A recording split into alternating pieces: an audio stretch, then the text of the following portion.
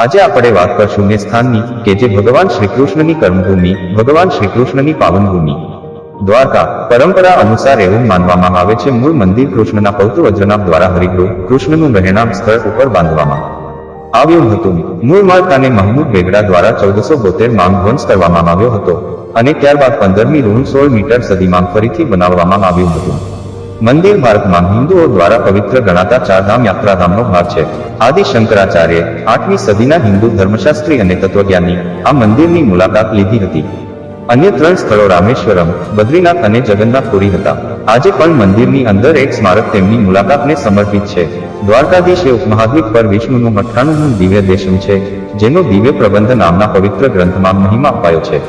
તેનું નિર્માણ રાજા જગતસિંહ રાઠોડે કરાવ્યું હતું. મંદિર 12.9 મીટર ઊંચાઈ ધરાવે છે. તે પશ્ચિમ તરફ દ્વાર ધરાવે છે. મંદિર એક ગર્ભગૃહ, નીચ મંદિર અથવા હરિગૃહ અને અંતરાલ ધરાવે છે. એવું અનુમાન કરવામાં આવે છે કે આ મંદિરનું સ્થાન 2500 વર્ષ જૂનું છે, જ્યાં કૃષ્ણે તેમનું શહેર અને એક મંદિર બનાવ્યું હતું. જો કે હાલનું મંદિર 16મી સદીથી છે. ગુજરાતમાં આવેલા દ્વારકા શહેરનો એક ઇતિહાસ છે જે સદીઓ પૂર્વેનો છે અને મહાભારત મહાકાવ્યમાં તેનો દ્વારકા કે દ્વારિકા રાજ્ય તરીકે ઉલ્લેખ કર્યો છે. ગોમતી નદીના કાંઠે આવેલું આ શહેર કૃષ્ણની રાજધાની તરીકે દંતકથાઓમાં વર્ણવવામાં આવ્યું છે. સ્ક્રિપ્ટવાળા શિલાલેખો ધરાવતા મોટા પથ્થરોની રીત જે રીતે છીણાવવામાં આવ્યા હતા, જે દર્શાવે છે કે તેમાં ખૂંટા વપરાયા હતા અને અહીં વપરાયેલા લંગરો જેવા પુરાવા દર્શાવે છે કે આ બંદર શહેર ઐતિહાસિક સ્થળ છે.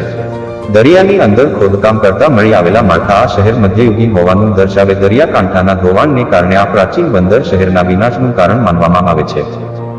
હિન્દુઓ માને છે કે મૂળ મંદિર કૃષ્ણના મહેલની ઉપર કૃષ્ણના પ્રપૌત્ર વ્રજનાભ દ્વારા બંધાવવામાં આવ્યું હતું. સુલતાન મહમદ બેગડા દ્વારા 1472 માં તેનો નાશ કરવામાં આવ્યો હતો. વર્તમાન મંદિરનું નિર્માણ 15 થી 16મી સદી દરમિયાન ચૌલુક્ય શૈલીમાં કરવામાં આવ્યું હતું. મંદિર 27 મીટર લંબાઈ, 21 મીટર પહોળાઈ ધરાવતા ક્ષેત્ર પર આવેલું છે. તેની પૂર્વ પશ્ચિમ લંબાઈ 29 મીટર અને ઉત્તર દક્ષિણ પહોળાઈ 23 મીટર છે. મંદિરનું સૌથી ઊંચું શિખર 51.8 મીટર છે.